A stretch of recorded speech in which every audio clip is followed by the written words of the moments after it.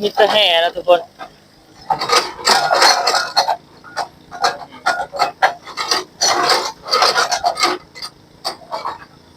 คนมื้อนี้เฮาก็สิมาพาทุกคนไปเลาะอันเก็บแห่ค่ำเนาะนี่ก็เป็นอ้ายเฮาเนาะครับรถดำเนาะอยู่ในบ่อนี่ก็บ่อใหญ่นะทุกคนอยู่บ้านอยู่บ้านบ้านสะไก่เนาะไปไล่เอาเดี๋ยวไล่ประกาศเดี๋ยวเดี๋ยวสิพาทุกคนไปเลาะเบิ่งกันแห่แล้วก็เก็บแห่นะทุกคนไปเบิ่งกันเลยอยู่หลุมพุ่นเนาะรถแยกเขากำลังแยกอะไปเบิ่งกันเลยเนาะรถแยกกำลังแยกอยู่เนาะทุกคนเดี๋ยวคอยสิพาทุกคนเลาะเก็บอยู่แถวนั้นเนาะตัวเล็กๆน้อยๆเนี่ยเขาเจ้าจะบ่เอาเนาะเพราะว่าเขาเจ้าจะเอาอยู่แต่ว่ามันเมื่อยเก็บนะทุกคนนี่แถวหนำเนี่ยคอยสิพาทุกคนรอเบิ่งเนาะรอเบิ่งแห่นี้เนาะ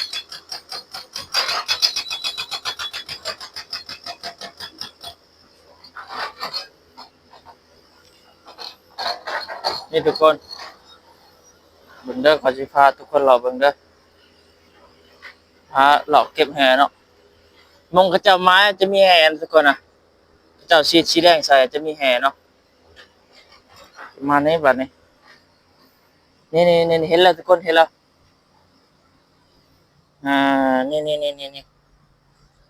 นี่ก็จะมีแห่เนาะนี่ทุกคนเห็นปะนี่ทุกคนเห็นปะแห่นี่ก็เนาะ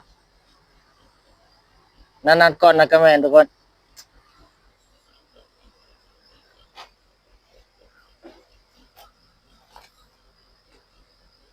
นี่ก่อนนี่กระแมนทุกคนนี่เห็นนี่จะเป็นแห่เนาะทุกคนนี่เนาะแห่ค่ำเนาะพระเจ้าจะทิ่มเลยเนาะนี่ทุกคน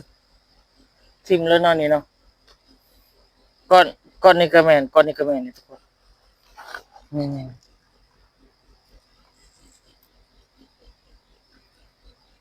นี่ทุกคนก้อนนี่กระแมนแล้วก็น้อยนี่กระแมนนี่แมนมาเลยทุกคนพระเจ้าจะมันบ่มีคนเก็บเนาะชั้นนี้เนาะได้ทิ่มเลยเนาะนี่ทุกคนนี่ก็เลยลายขีดเติดไปนี่ขอชิกล้องให้เบิ่งนะทุกคนนี่ทุกคนนี่ก็แม่นนี่อันนี้ทุกคนนี่กล้องนี่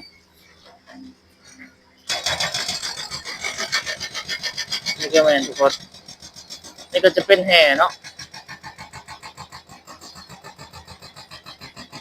นี่ก็จะเป็นแห่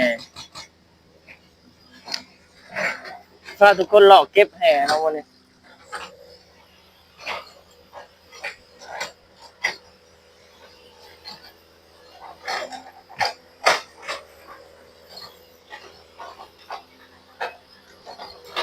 ตัวนี้เขาเจ้าจะเอาหมดเลยนะทุกคน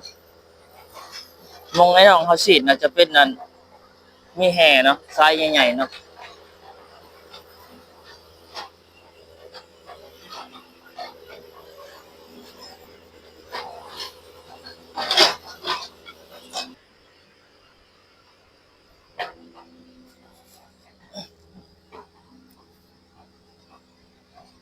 นี่ก็แม่นเนาะทุกคนทรายแห่เนาะทุกคนยังไงนี่ก็แม่น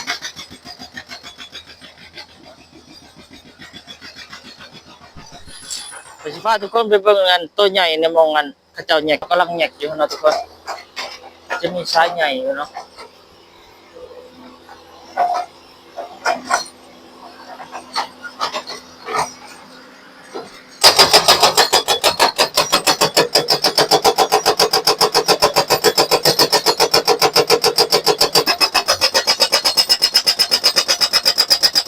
นี่จะเป็นแห่นะทุกคน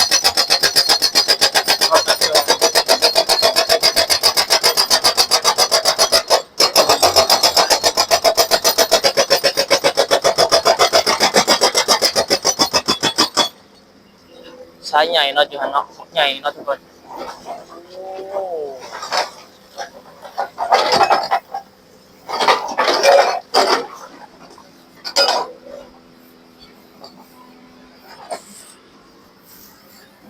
นี่เนาะนี่ก็เป็นแห่เนาะ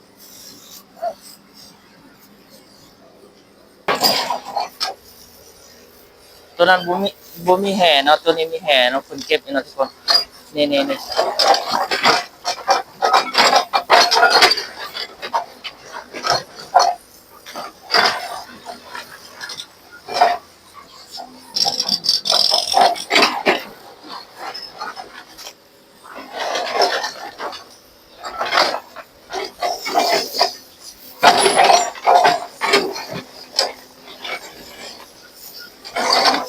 จะเป็นแห่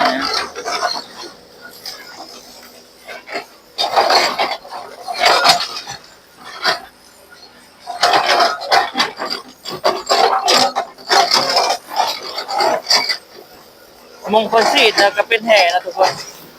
แห่ใหญ่เนาะร้อยแห่เลยนะเนี่ยตัวนี้ก็แห่นะทุกคนนี่ก็แห่เนาะตัวนี้ก็แห่นี่ก็แห่เนาะ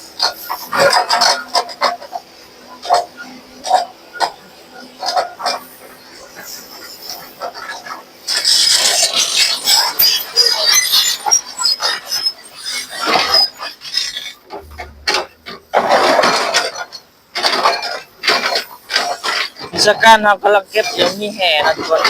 เก็บซ้ายอยู่เนาะนี่ก็แม่นเนาะเนี่ยทุกคน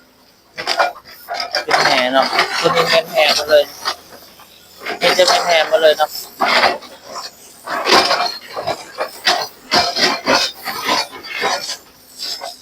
แห่ครับเนาะ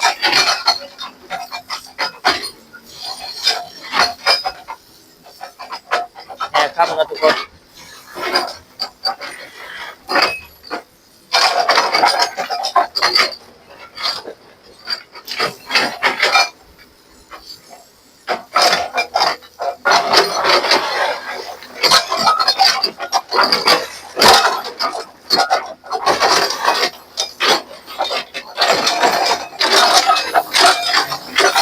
แห่ครับเนาะ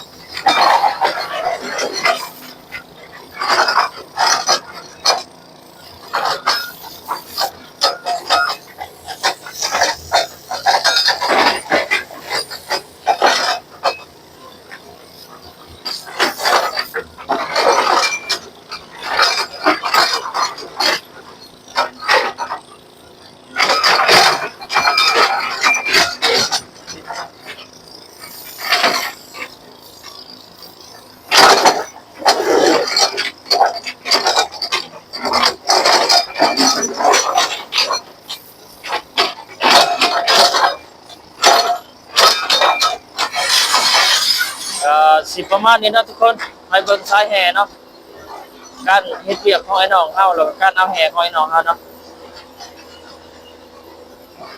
ขอบใจที่ท่านรับชมช่องอติบาระเนาะทุกคนมีแต่แห่นะทุกคน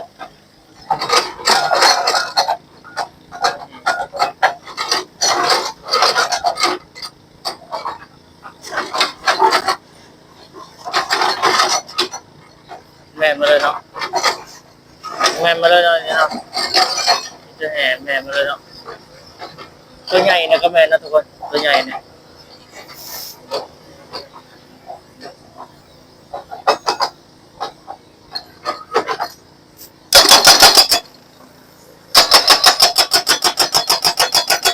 ไอ้น้องเอาเวียกก็เป็นแห่นะทุกคนเป็นแห่เนาะ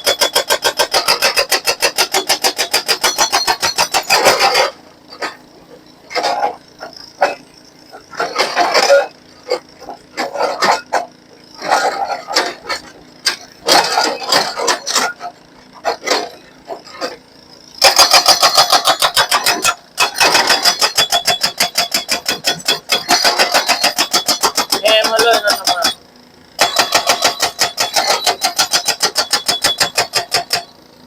วันนี้ก็เชียร์รถมาตักนะทุกคน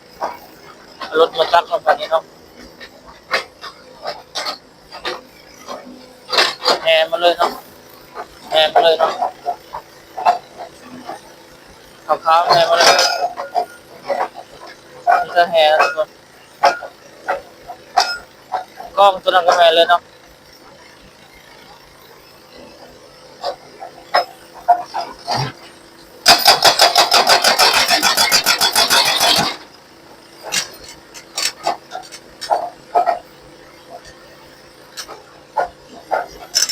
มาเนี่ยก็เชียร์รถมาตั้งมาทุกคนแห่มาเลยเนาะเอาจุดพูด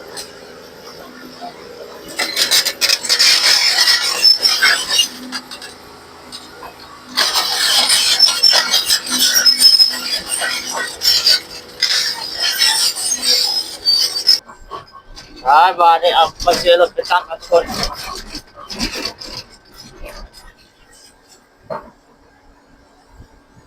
คนจีนเก็บมันจะแม่นแห่เนาะต้นนี้ก็แห่มาเลยนะทุกคนแห่มาเลยนะนี่เนาะขาวๆนี่แม่นมาเลยในกล้องทุกคนนะต้นนี้แม่นมาเลยเนาะนี่จะแห่ค่ำเนาะนี่จะแห่ทุกคนแห่มาเลยเนาะเนาะแห่มาเลยเนาะรถทำกำลังแยกเยอะเนาะ